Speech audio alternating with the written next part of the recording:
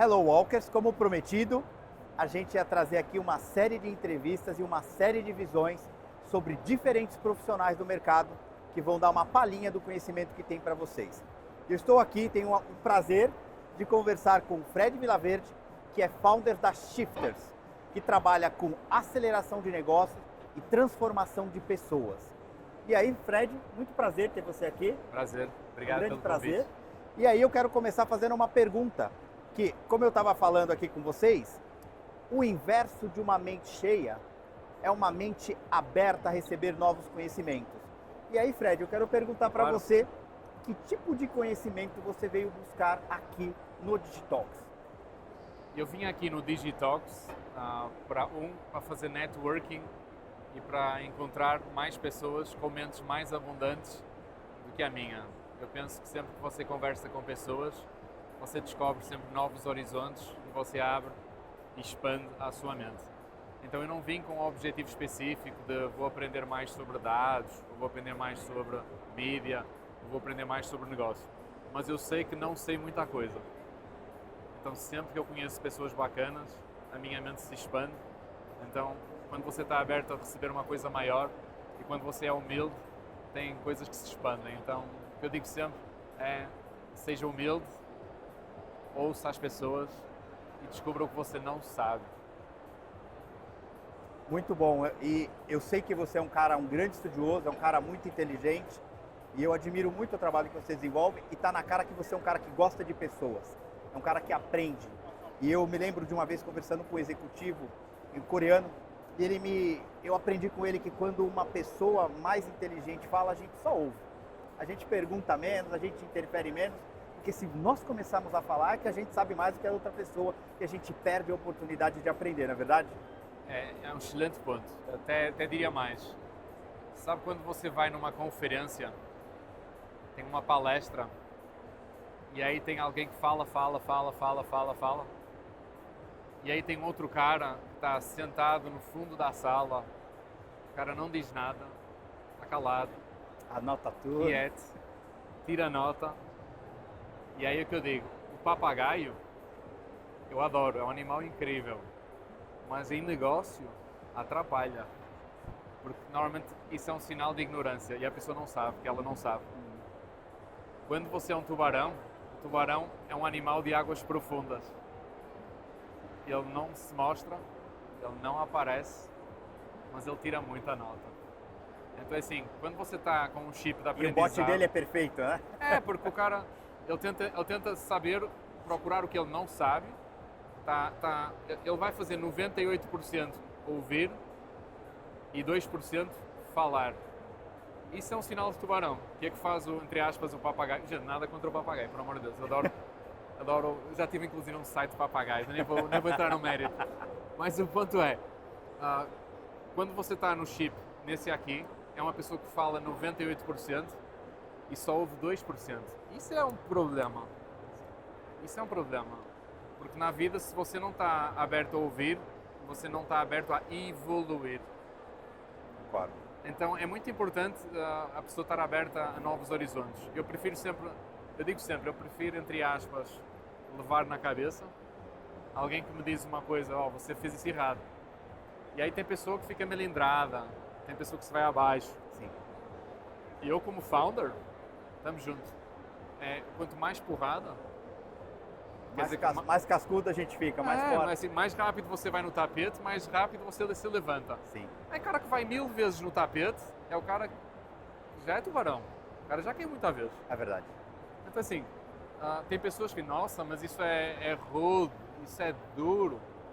Gente, se você quer ser founder, é diferente de ser trabalhador. Nada contra a CLT. Atenção, mas tem o seu mérito, nada contra. Mas quando você quer ser empreendedor, você vai ter que trilhar o seu caminho, você vai ter que levar porrada, você vai ter que saber ouvir. É outro mundo. É um learning progress. Você vai aprendendo, É um enquanto vai learning fazendo. progress. E aí o que eu digo sempre é, mesmo para o cara que é CLT, o desafio que eu faço sempre a essas pessoas é, você quer aumentar o salário? Aí a pessoa diz, sim. Então aprenda comigo. Se você criar mais valor para o seu chefe ou para a sua empresa, você vai aumentar a probabilidade você ser reconhecido pelo output. Empreenda na sua carreira. Isso. Então, a pessoa que quer ser CEO da sua carreira ou diretora da sua carreira, ela tem que saber criar valor. Sim, concordo. Quando ela consegue criar valor, ela consegue expandir a receita da empresa, ou a margem da empresa, ou o lucro da empresa. Quando isso acontece, eu não conheço um founder que não fique feliz em aumentar salário, por estranho que pareça. O cara fica puto é por estar a pagar uma coisa que não vale. Eu concordo. E aí o que acontece é, se a gente criar o que eu chamo um trem de carreira, o que é um trem de carreira? É um trem tem simetria. Você tem que ter sempre a mesma largura entre a parte direita e a parte esquerda do trem. Eu digo, ó, aqui estão os fundadores, executivos, C-levels. Esse cara quer o quê? Quer resultados. Esse cara quer o quê? Quer que a pessoa apareça. Esse cara quer o quê? Que as tarefas, as atividades sejam feitas e no final que a pessoa não saia, ou seja, que não tenha churn. Aí o que quer essa pessoa? Ela quer salário, cada vez melhor. Ela quer ser reconhecida. Ela quer novos projetos, novos desafios e no final ser reconhecida por isso. Entendi. Aí só temos aqui um trem. Só que quando isso não está check, check, check, check, há uma parte que vai descarrilar. Ou é a CLT ou é o desligamento. Sim. Ou A ou B. Não tem muita opção. E aí o que eu digo é, se você quiser manter os trilhos do trem, cara, entregue valor para ser reconhecido. E aqui o que eu digo é, crie desafio para gerar uma montanha boa para essa pessoa ter essa visão. Entendi. Então, bem resumindo, tem aí o conceito. Muito bom. Fred, eu quero sempre, eu trago a brasa para minha sardinha e puxo Justo. um pouco para dados. E com base nessa avaliação que você faz das pessoas, das empresas, qual é a grande dificuldade das empresas na utilização dos dados? Os dados em geral para se relacionar com os clientes, mas inclusive os dados que tem sobre os profissionais que trabalham na organização. É um grande desafio ainda, na tua opinião? É um desafio e aí eu vou tentar explicar. Quando você trabalha com dados,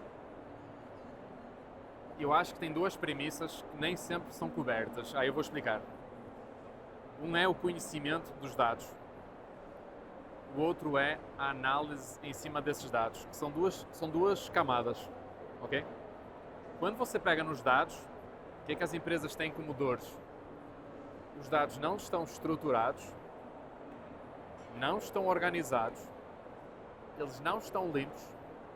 A empresa acha que não é preciso recurso para fazer o primeiro, o segundo e o terceiro ponto. Concordo. E por conta disso, acha que simplesmente pagando Ferrari, leia-se ferramenta, que o problema fica resolvido. E isso para mim gera um problema de desalinhamento na expectativa dos dados. Aí o que eu digo sempre é, se você é alguém que trabalha com dados, eduque primeiro o cliente. Você tem claro que você vai passar pela parte da organização, estruturação, limpeza, vai ter que ter recursos para finalmente você conseguir colocar isso na plataforma? Ai não, eu acho que é só pagar e plug and play. Já temos isso pronto? Aí você já tem isso pronto, a gente já fez isso, a gente comprou aquela ferramenta. Mas cara, primeiro, o cara comprou uma ferramenta que muitas vezes é um Fusca e não é um Ferrari. E às vezes é uma Ferrari na mão de um piloto ruim. E aí chegamos na primeira camada, que é a análise. Quando a gente chega na parte da análise dos dados, aqui existe um problema, na minha visão. Existe um problema de capacitação sobre o que é inteligência na tomada de decisão. Eu vou dar um exemplo muito prático. Você pega um cliente que tem um BI, tem tudo estruturado, os dados estão limpos, organizados, está tudo, a parte de dados está perfeita. Contratou um fornecedor, tudo incrível. Essa parte, check. Aí o BI diz, a gente está investindo no Google Ads. Ok? É o que está escrito, dado, facto, evidência. Aí entra a pergunta, mas o que é que você faz com isso? Aí chegamos na parte da análise. A análise tem dois pontos. Uma parte micro e uma parte estratégica. Perfeito. E aí o que acontece? Os times, onde é que eles ficam, entre aspas, enrolados? No tático. Que é, a gente está investindo X mil reais no Google Ads. E está aqui. Deixa eu contribuir com duas informações. 98% dos dados das empresas são silados. E aproximadamente 60% do trabalho do seu time está na parte operacional. Você não consegue levar para o nível estratégico, que é o que que o Fred está trazendo aqui pra gente. Olha que conversa legal. E é exatamente esse o ponto. E aí o que acontece? Quando você tem essa parte de análise dos dados, você tem que desdobrar o micro do macro. Olha o que acontece. O BI diz, a gente está investindo, sei lá, dá um exemplo deste. Estamos investindo 100 mil reais no Google Ads. Isso é o facto, é o dado, é a evidência. Essa é a crença fundamental que o mercado vende. Eu acredito no mundo em dados. Ok, eu também. Mas, desde que tenha análise estruturada desses dados. Exatamente. Desde que é que está faltando normalmente na crença. Porque quando a gente entra no macro, olha que bacana. Onde é que está escrito no BI que o cara podia fazer Instagram Ads? Não está escrito. Onde é que está escrito que o cara podia fazer offline? Onde é que está escrito, e empresas grandes, não empresas pequenas, que o cara poderia investir em TV? Não estou recomendando. Só estou dizendo e provocando. Onde é que isso está São escrito? múltiplos canais, múltiplos dados e às vezes difícil de trazer para uma base de conhecimento única. E aí entra na questão da tomada de decisão. Para mim é que está o pulo do gato. Que é, se você enquanto fornecedor entregar o Ferrari e capacitar o piloto, você transforma o Ayrton num Senna. Exatamente. Aí quando você faz essa transição, aí vai. E a empresa reconhece você como um agente transformador na estruturação dos dados, mas que se refletiu na análise que o time fazia e não apenas na estruturação. Porque é muito fácil a gente só entregar a primeira camada e achar que entregou tudo para o cliente. E o que o cliente quer não é apenas o Ferrari. Ele quer alguém que saiba conduzir o Ferrari, alguém que saiba acelerar, que saiba travar. E até que possa tomar uma decisão na pista diferente, porque Sim. ele está sentindo ali o environment Sim. na palma, na ponta dos dedos, né? Isso. E aí entra a minha visão, que é, se você quiser ter uma transformação de A a Z, não de A a B, não de A a F, A a Z, você vai ter que pegar os dados, estruturar os dados, organizar, limpar, capacitar, juntar tudo numa plataforma, fazer o onboarding das pessoas, ver os dados, analisar os dados e entregar o insight. Entendi. Aí você tem a cadeia completa de A a Z. Aí você muda o modelo de ser a plataforma de petróleo que organiza e extrai o petróleo para alguém que entrega gasolina. Com um valor agregado muito maior. Muito maior. Porque o cliente quer a gasolina, ele quer é acelerar o negócio. Só que para ele acelerar e ter mais gasolina, ele precisa do output, que é o insight. Sim. E aí, agora é um feedback para a indústria, não é? Tem alguns clientes que param em T. Já tá bom conseguir extrair o petróleo bruto, tá bom pra gente. Isso.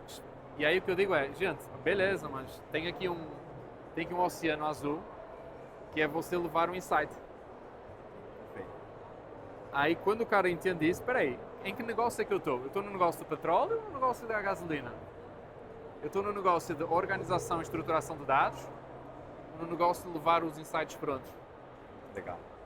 Aí, quando você começa a ver isso, aí muda um pouquinho a forma da gente ver o negócio.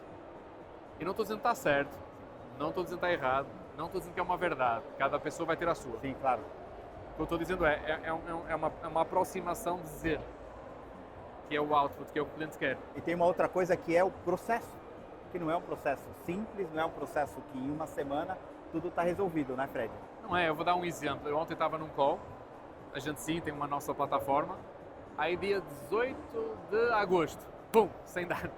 Aí o cliente viu o gráfico e puf! E depois, o que aconteceu ali? Eu disse, bom, não sei, mas eu vou descobrir. Aí, momento Faustão, quem sabe faz ao vivo. CTO, me ajuda aí com os dados do dia 18. O que aconteceu que sumiram? Aí a gente resolveu em 45 minutos, aí no final do call eu mostrei, ó, tá vendo? Já resolvemos. E aí o que eu aproveitei? Olha a sacada. Tá vendo? Cliente.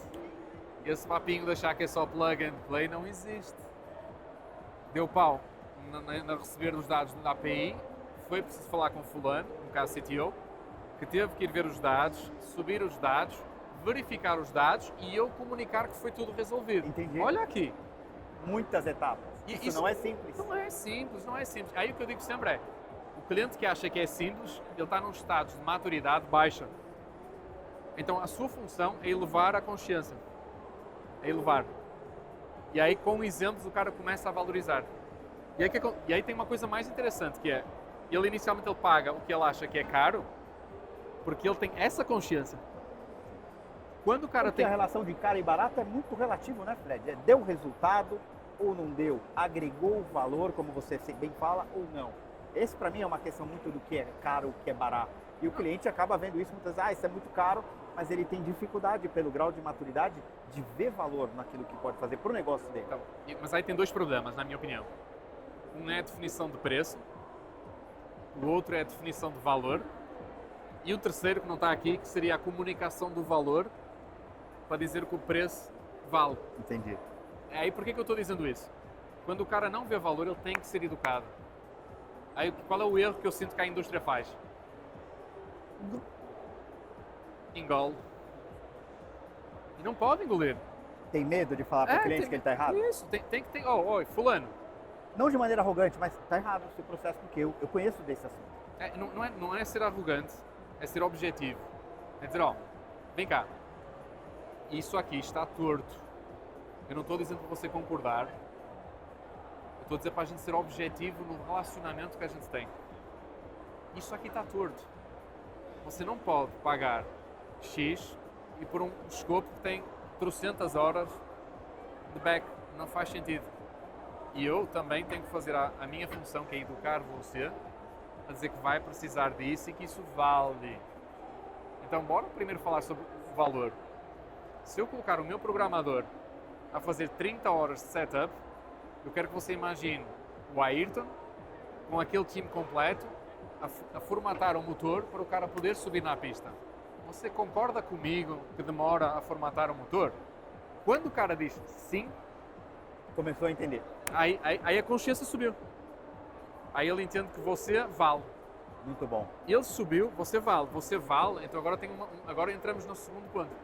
Você concorda comigo que preparar o motor da McLaren demorou 30 horas? Concordo. Você concorda comigo que não é um trabalho fácil? Concordo. Então, você concorda comigo que o preço de um programador por hora é X valor de mercado? Concordo. Então, por conta disso, eu vou lhe emitir uma nota fiscal de X mil reais. A partir desse momento, ele deixou de olhar e dizer, nossa, está caro. Muito bom. Sacou? E aí você passou de uma comunicação apenas focada em preço para uma comunicação que na realidade é focada em educação. Perfeito. Educação. E aí o que eu digo sempre é, quanto mais você educar o seu cliente, mais ele vai valorizar o quê? A parte da camada de dados. Vai ter que estruturar, vai ter que organizar, vai ter que limpar, vai ser um trampo. McLaren não é fácil. Quanto mais alto é o desafio, mais complexa é a integração. Fred, muito legal. E aí, isso trouxe de novo para a nossa primeira pergunta, né? Que mais importante do que uma mente, o oposto de uma mente vazia, não é uma mente cheia, é uma mente aberta para adquirir novos conhecimentos. E nesse sentido, eu queria te ouvir quais os principais desafios, você que já trabalhou com grandes empresas, fez um grande trabalho na Netshoes, quais os principais desafios da indústria como um todo para adquirir essa cultura, esse conhecimento na questão da transformação pelo meio da utilização de dados? É uma questão cultural? É uma questão tecnológica? Ou é uma questão operacional? Qual seria a maior barreira, na tua visão, que a indústria enfrenta na hora de trazer informações, de aprender e colocar isso de uma maneira prática a serviço do consumidor? Eu acho que a gente tem que quebrar a resposta em um conjunto de visões. Eu vou dar um exemplo. Eu tenho um amigo meu que trabalha com uma grande empresa, não vou dizer o nome por questões de confidencialidade, e ele me diz, Fred, tem essa ferramenta X que é incrível, só que o cara ignora que eu vou ter que consumir 200 horas do meu TI para poder formatar a McLaren. Então acho que a primeira visão é saber ler o cliente e ouvir o cliente. A sua McLaren, quantas horas é que demanda internamente do cliente? Porque ele vai ver quanto é o valor que você entrega, o preço que você cobra, mas ele vai juntar no preço as horas da integração. Então o que acontece é, o diretor ele vai tomar uma decisão não apenas em cima do que você vê enquanto fornecedor de plataforma. Ele vai tomar uma decisão global. Ele vai ver consumo externo, consumo interno, quanto é que sai. É isso que ele vai colocar no caixa. Então, do lado de quem entrega a plataforma, é preciso saber quanto é que vai consumir na ponta final. Então, eu se estivesse vendendo plataforma, a primeira coisa que eu faria é, assumindo que a gente vai para a frente com esse deal, quantas horas é que você projeta que isso vai ser consumido do seu lado? O cara diz, nossa, nunca ninguém me perguntou isso. Porque vai acontecer.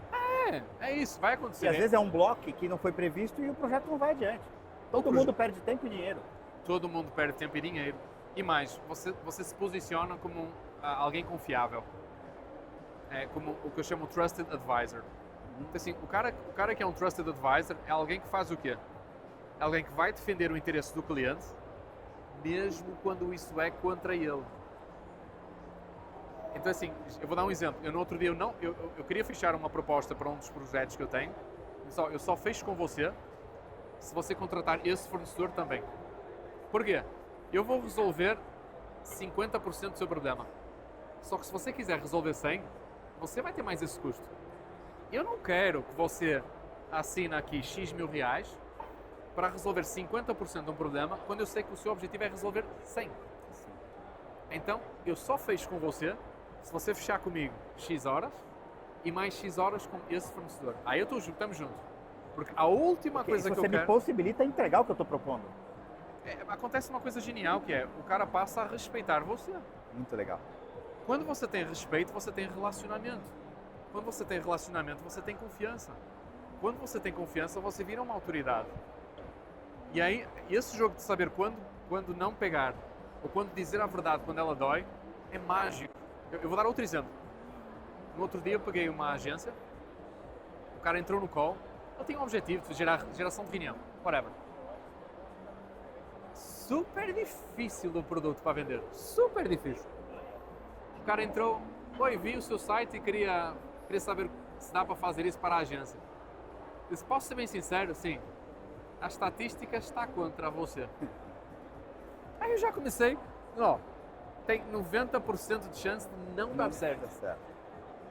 Você topa trabalhar comigo em cima dos 10%? Beleza.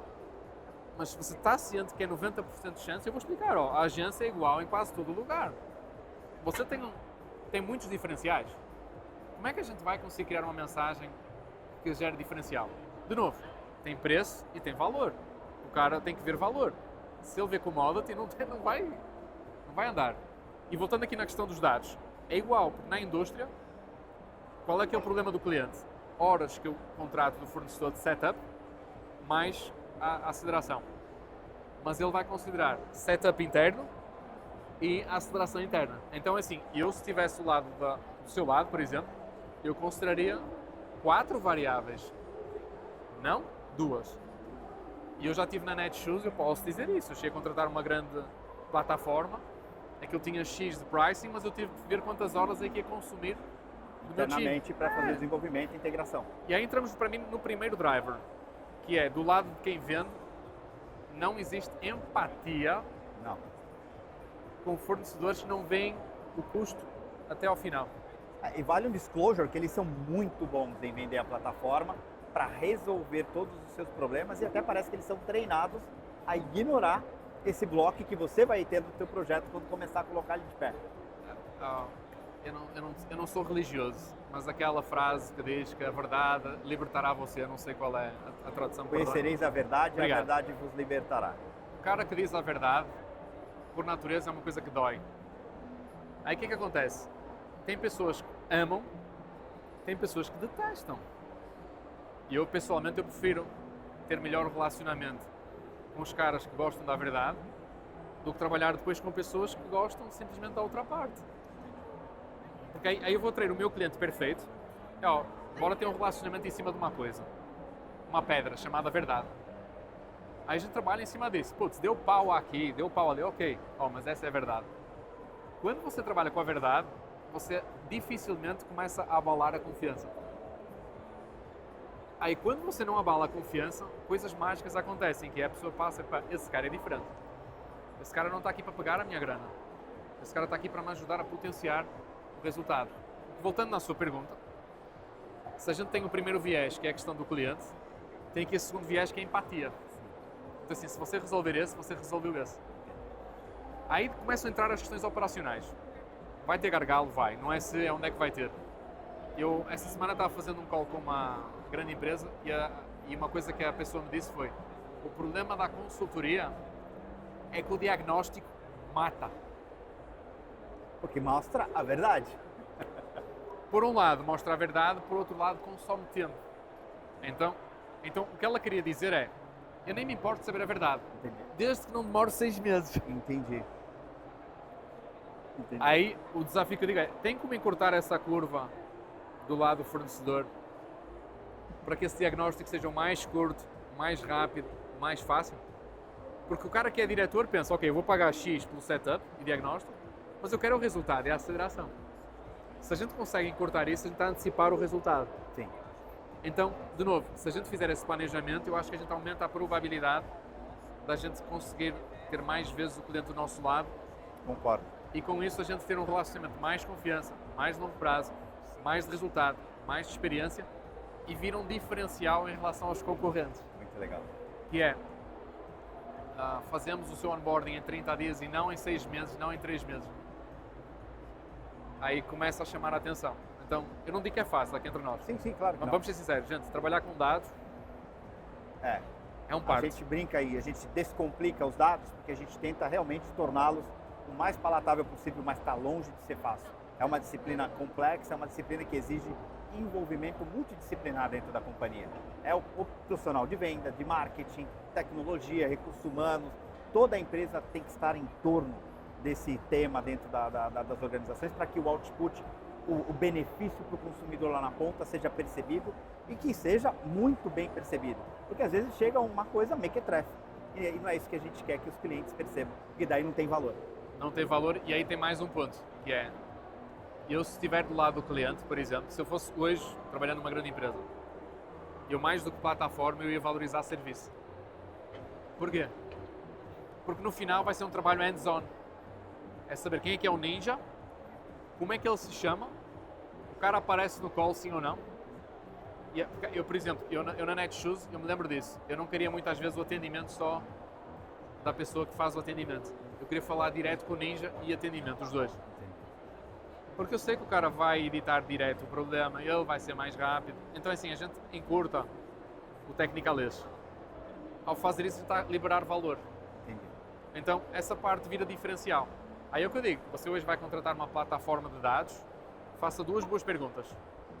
3. Quanto tempo para setar o carro? X tempo. Setup. Serviço, aceleração. Quais é que são as horas que eu tenho direito? E aí o terceiro, que é mais, nem todas as empresas têm, aí varia, é, tem como a gente acelerar juntos e fazer reuniões de aceleração? Porque, de novo, o cliente quer o quê? Gasolina ou ele quer insights? Aí é o pack completo, 1, 2 e 3. Porque se tiver bons insights, vai acelerar o resultado. Ou seja, só a plataforma pode entregar isso de resultado. Com insights, vai que entrega isso. É essa diferença. Esse delta faz a diferença. Vai X. E aí você vai dizer, ó, estou cobrando por Ferrari R$500 mil. Ele não vai dizer que está caro. Ele não vai dizer Você que está caro. conseguiu ver o valor, esse é o grande Ele vê o desafio. valor. Mesmo que você tenha uma plataforma, sei lá, vendendo por R$300 mil. E eu, se estivesse do lado da Netshoes, ó, A mais B, 300 mil. Mais C, R$500 mil, vale. Aí vai ter cliente que não está educado, vai dizer, Tá caro 500, vai dizer, tá caro. eu vou Vem na cá. de 300 e gasta 700. Aí você tem que contar uma história, sabe qual é? Beleza, você acha que é caro, é isso? É. Posso contar uma história? Pode. Aí você tem que fazer um pause na conversa. Pause. Matrix, Não é Matrix, se chama consciencialização. Quer ver? Imagine que o seu negócio, imagine que você tem uma fábrica, a fábrica fatura R$1 milhão por dia. Aí, de repente, tem um problema numa esteira. E o volume de output passou de R$1 milhão por dia para 0. você está desesperado. Você tem que voltar em R$1 milhão. Aí você contrata um consultor. O cara chega e diz, qual é o problema? Cara, é receita. Eu não estou faturando R$1 milhão por dia. Está a quanto? 0. Estou desesperado, me ajuda. Beleza. Aí o consultor sabe que aquilo é um parafuso. Só que se o cara chega lá e mexe num parafuso, Vale R$1. vai dizer que vale R$1. Mas aí você tem que fazer uma coisa que, de novo, é comunicação. Que é, vem cá, cliente, se eu resolver o problema de R$1 milhão em apenas 1 hora, você me pagaria R$100 mil nas próximas 24 horas?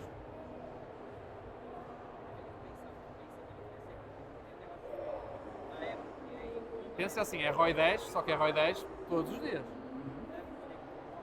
Eu pagaria. Show, então está claro que eu vou colocar 1 hora do meu trabalho para fazer o diagnóstico, 30 minutos de execução, para resolver esse problema, e em cima de R$1 milhão você me paga 100 mil. É isso?